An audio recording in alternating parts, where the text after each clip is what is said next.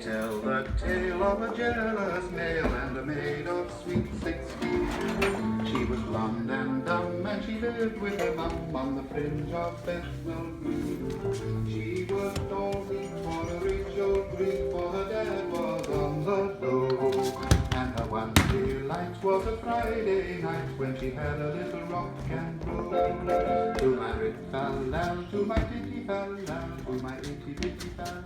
I'll go away.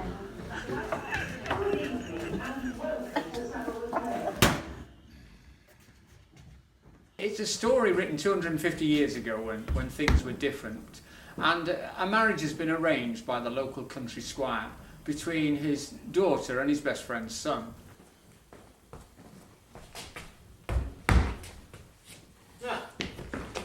I hope you're all practiced in the table-making exercises I've been teaching you these last 3 days.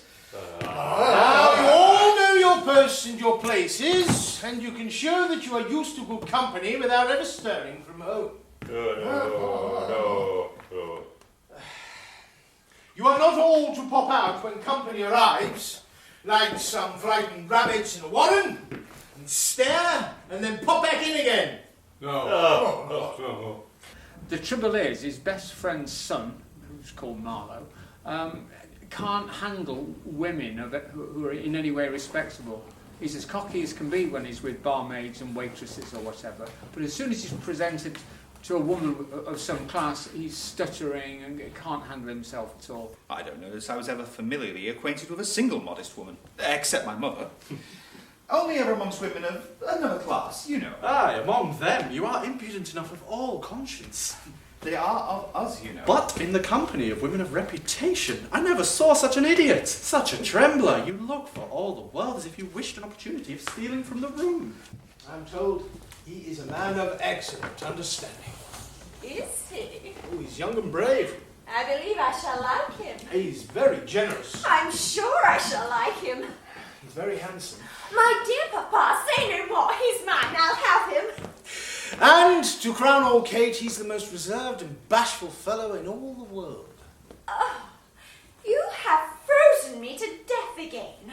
The woman who is stooping to conquer, you can't help but respect her, but they're nowhere near as interesting as Mrs. Hardcastle, who is this almost pantomime dame type character. And I'm not as old as you'd make me, by more than a year too. Add 20 to 20 and make money from that. 20 added to 20 makes just 50 and 7. That's false, Mr. Hardcastle. I was just 20 when I was brought to bed with Tony, whom I had with my first husband, Mr. Lumpkin, and he's not come to years of adulthood yet. Nor will he ever, I dare say. And you have raised him finely, my dear. Tony Lumpkin is he's an interesting character. His sexuality is in doubt. He's a shifty, devious little man at times, or big man at times. I like that. He's a very clear character.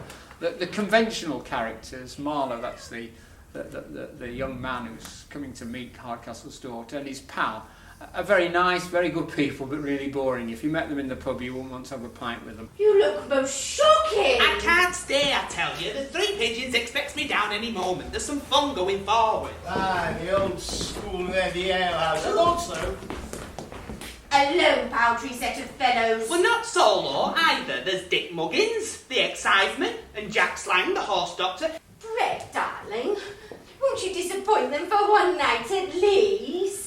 Well, after disappointing them, I should not mind. But I can't abide to disappoint myself. You shan't go. But I will, I tell you. I say you shan't. Well, we'll see who's stronger, you or I. Oliver Goldsmith died 1 year after it was first performed, so I just hope the same would happen to me, really. Oh, confusion! Thieves! Robbers! We are robbed, plundered, broken open, and...